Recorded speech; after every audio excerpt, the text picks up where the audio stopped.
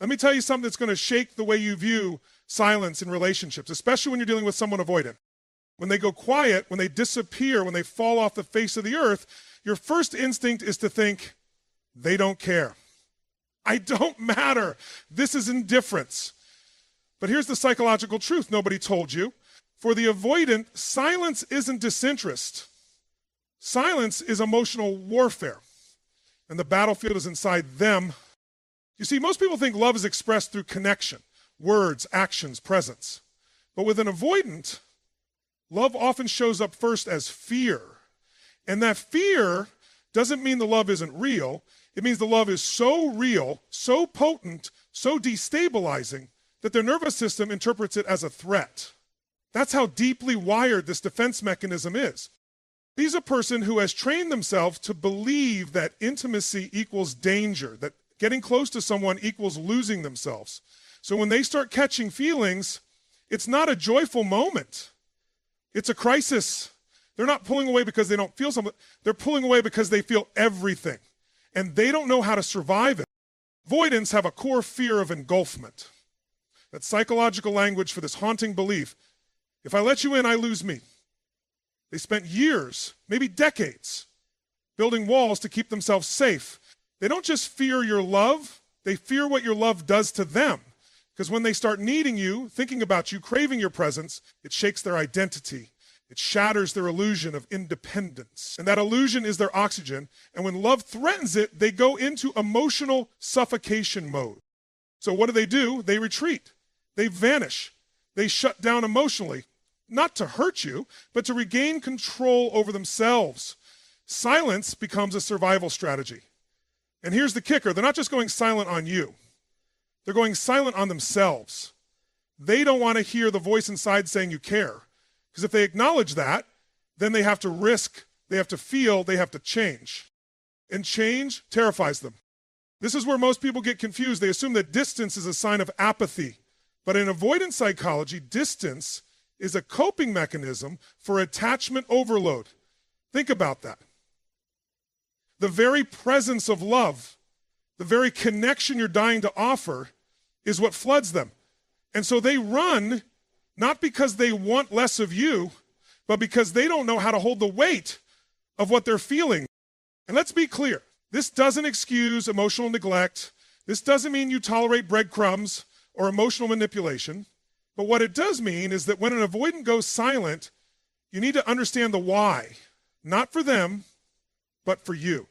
So you don't internalize their withdrawal as a reflection of your worth. Their silence isn't your failure, it's their inner chaos. In fact, silence is often the avoidance paradoxical love language. It's clumsy, it's backwards, it's broken, but it's real. Because in their world, avoiding you isn't forgetting you. It's them fighting to contain you in their mind without letting you destroy the emotional order they've clung to their whole life. So when they go quiet, don't just ask, why aren't they speaking? Ask instead, what are they trying not to feel? Because if silence is the shield, love is the sword that pierced through it. Let that sink in. So let's talk about something deceptively simple. Those small, seemingly meaningless moments where an avoidant pops up in your world. A random, hey, out of nowhere. A like on your story. Watching your content without ever engaging.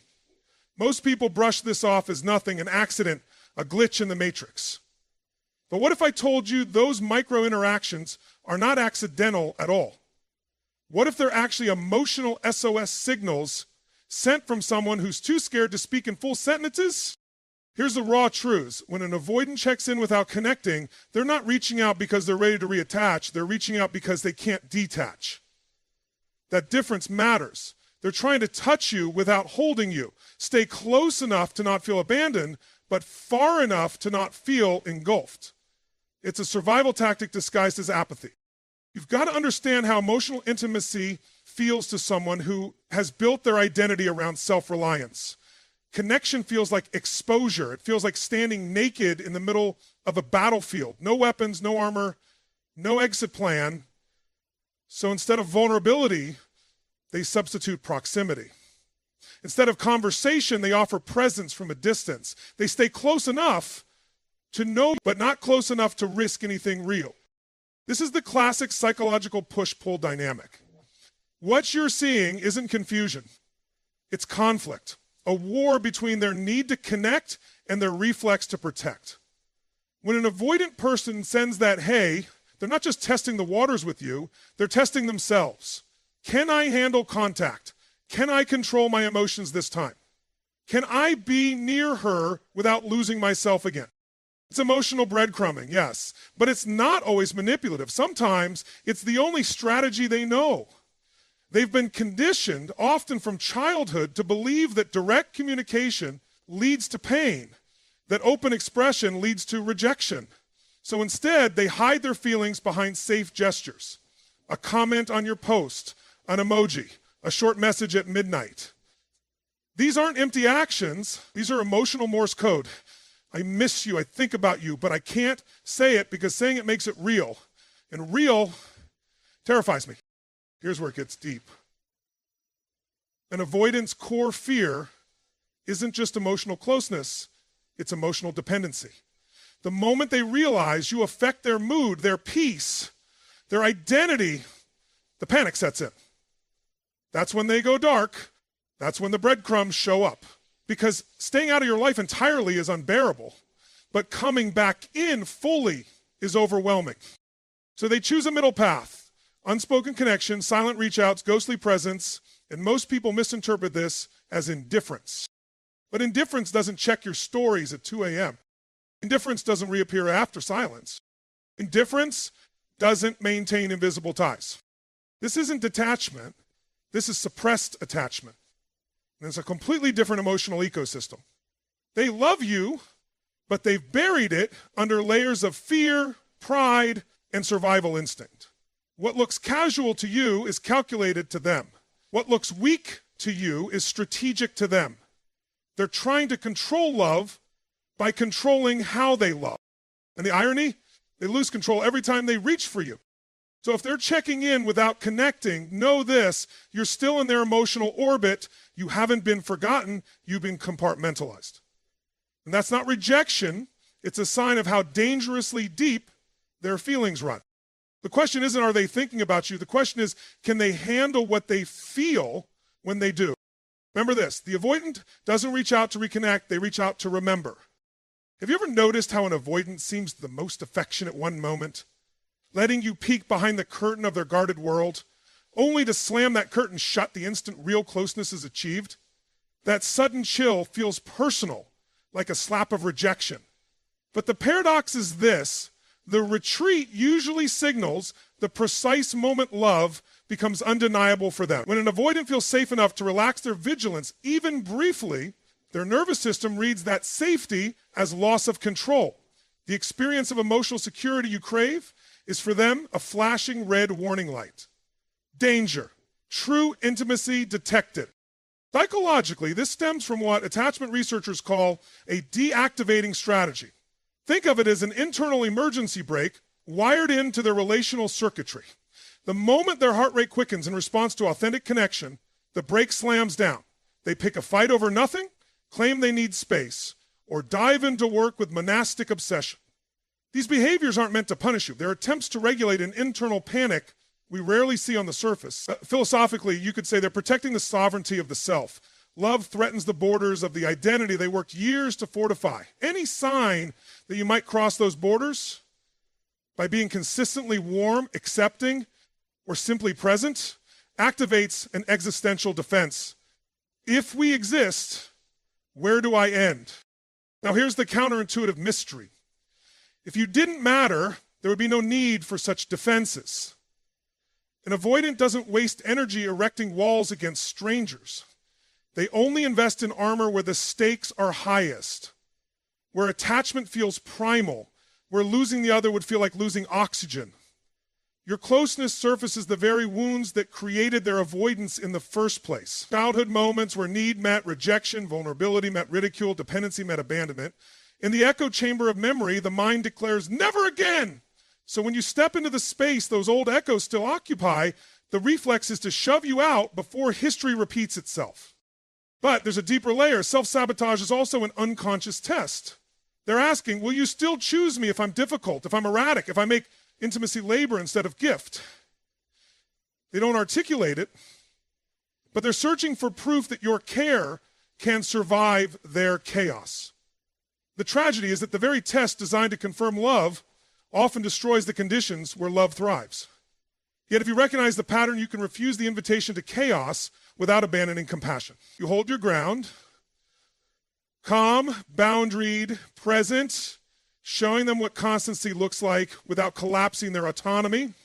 Notice the paradox. The closer you get, the more they pull back, and the pullback itself is evidence you are getting closer. That means your presence is touching nerves no one else has reached. Yes, it hurts. Yes, it's confusing, but understanding transforms pain into information. Now you can decode their withdrawal. My nearness just triggered their emergency system. This is proof of depth, not lack. With that lens, you stop chasing and start observing. You let the brake engage without internalizing the squeal. You give space without disappearing. You model regulated intimacy, proximity without pressure. In that regulated space, they can slowly learn that staying doesn't equal drowning. None of this suggests tolerating chronic disrespect. Boundaries are the oxygen mask you both need. But when the first cold front blows in after a heat wave of connection, pause before you interpret it as final winter. Remember that what feels like rejection is often the nervous system's awkward declaration, I feel too much. If you can meet that declaration with steady self-respect, you give the relationship its only real chance to evolve beyond the reflex of retreat. So the next time they push you away right after opening up, see it for what it is, evidence that love has crossed the threshold of their defenses and they're scrambling to survive. Leave them wondering how you stayed calm in the storm and watch how curiosity begins to replace fear. Let me draw back the curtain on one of the most misunderstood behaviors in an avoidant partner. The illusion of forgetfulness. They act as if your birthday slipped their mind, as if they can't recall the song that played on your first road trip, as if your favorite coffee order was never registered. But behind that poker face is a mind running a private archive of astonishing precision. An avoidant survival system relies on pattern recognition, tracking conditions, moods, micro-expressions, because control is their primary currency. So while they give you a casual shrug, their subconscious is stitching together a high-resolution map of you. The way you wrinkle your nose when you disagree, the exact minute you stop texting back, the color you wore the day they first felt safe. Neurologically, this makes sense. Hypervigilance is common in attachment wounds. The nervous system, primed for abandonment, scans for threat the way radar scans for storms. Every detail becomes data. How fast did she reply? Did his tone shift when I mentioned my past? What was the look in her eyes when I said I was busy? On the surface, cool, detached. Underneath, full sensory recording in 4K. That's why months later they can quote something you said offhand or suddenly reference a minor goal you mentioned once at 3 a.m. They never forgot. They filed it under critical intelligence. Philosophically, memory is how we grant meaning to experience. To forget is to deprioritize. To remember is to honor. An avoidance covert remembrance reveals what they won't admit. You occupy priority real estate in their inner world. But acknowledging that openly would violate their prime directive, self-protection through emotional minimalism. So they disguise memory as coincidence. Oh, I just happened to pass that bakery you love and grabbed your favorite pastry. Nonsense. They planned that detour. The gesture is their encrypted confession. I know you. I study you. You matter more than I can handle. Of selective amnesia also serves a defensive function. If they admit they remember, they risk being accountable for caring. Caring invites obligation, and obligation threatens autonomy. Better to pretend ignorance than to risk the vulnerability of responsibility. But watch their actions in crisis. The second you withdraw, they notice instantly. They don't need reminders. Their nervous system hits the alarm, cataloging the date, the hour, the digital breadcrumb that signaled your distance. Why? Because your absence jeopardizes the equilibrium they've engineered. You think they're indifferent, but inside they're scrambling. Why did she go quiet on May 4 at 11:07 p.m.? What did I miss? Understanding this helps you set boundaries without taking their facade at face value. When they feign ignorance, don't argue, simply note the incongruence. Hold your standard. I know you remember. When you're ready to be honest about that, we can talk. You neither shame them nor collude with the charade. That stance, steady, respectful, but unyielding, invites them into a different relational ethic, one where memory is shared instead of hidden. Remember, the goal isn't to extract constant proof of their recollection. It's to recognize that their memory already proves the depth of their attachment. Your task is to live by your own truth, not beg for theirs. When you stop arguing over whether they remember, you free yourself to observe how they use that memory to connect or to control, to comfort or to evade. From there, you decide what you'll allow. So the next time they act like the past evaporated, trust what you've seen. Their silence is filled with details, their eyes are photographic lenses, and their heart, though barricaded, is recording every moment you share. And here's the takeaway that can change the way you show up. Their hidden memory of you is undeniable evidence of impact. Use that knowledge to stand tall, not to chase. Let's go deeper into the part most people miss, the tension that builds in an avoidant person when they watch you rise. Not when you beg, not when you chase, but when you finally turn your energy inward.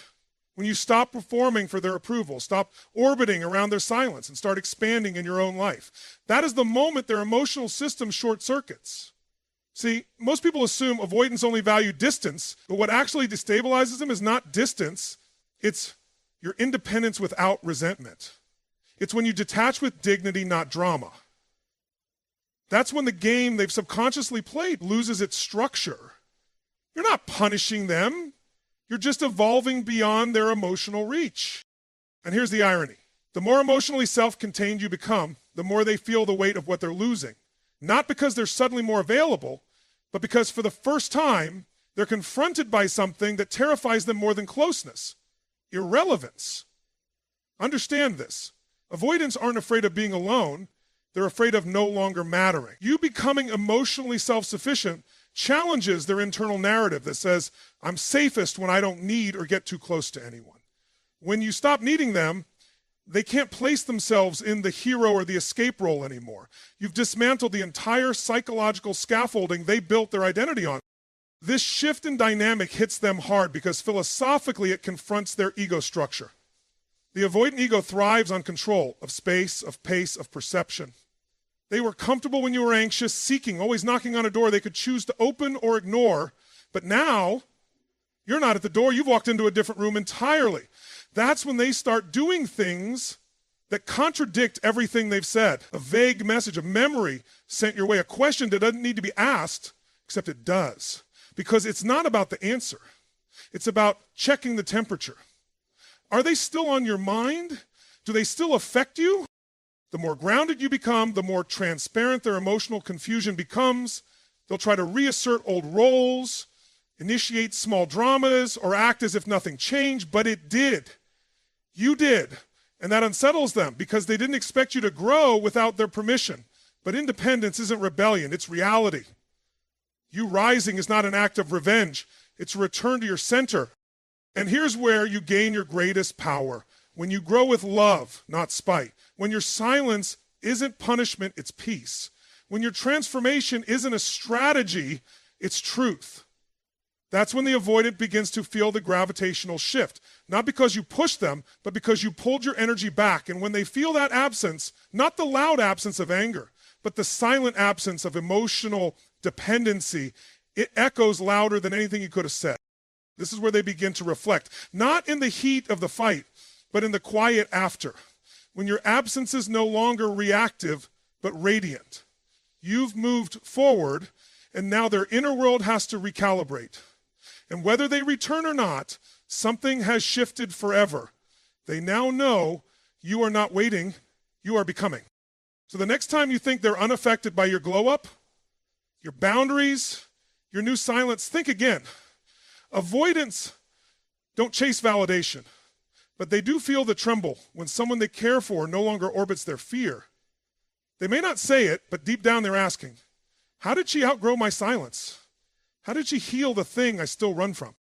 And here's what I want you to hold on to. Your healing doesn't just free you, it forces them to confront the very thing they've been avoiding all along, themselves. There's something strangely telling about how an avoidant handles your emotional expression. especially the raw kind, the kind that isn't rehearsed, filtered, or perfectly timed. The moment you cry in front of them, not out of manipulation, but truth, they don't rush to comfort you. In fact, they may go quiet, freeze, or even walk out. And in that instant, most people make a devastating mistake. They assume their emotions were too much, that they scared love away. But what if I told you that moment, that reaction is not rejection? It's reverence wrapped in fear. See, avoidants are often raised in emotional deserts, environments where vulnerability was dangerous, where feelings meant weakness or chaos, or worse, became weapons used against them.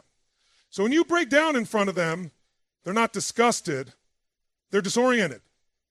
You just stepped into sacred territory and they don't have the tools to navigate it. Emotions for them aren't just feelings, they're alarm. And tears, that's a fire they don't know how to put out. But here's the twist most never see. If they didn't care, they wouldn't freeze. Indifference has no reaction. If you were just another person, your pain wouldn't rattle them. But it does. Why? Because your vulnerability threatens the wall they built their survival on. It says, I trust you enough to fall apart here. And to someone who has lived in emotional isolation, that trust feels both holy and terrifying. There's a philosophical irony here. What you see as weakness, crying, cracking open, revealing your truth, is actually an act of strength most avoidants admire but don't know how to mirror. They don't reject your depth because it's repulsive. They pull away because it exposes how unpracticed they are in emotional presence. You just showed them a version of love they've never mastered.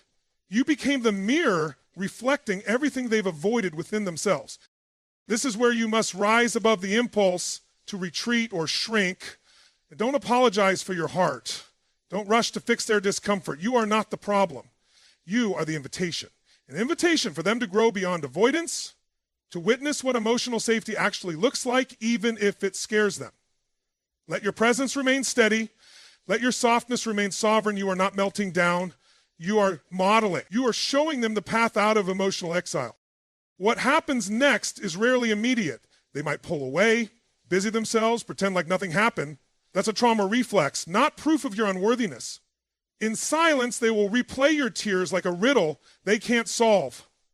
They'll remember the tremble in your voice, the sincerity in your words, the fact that you didn't scream, you simply felt.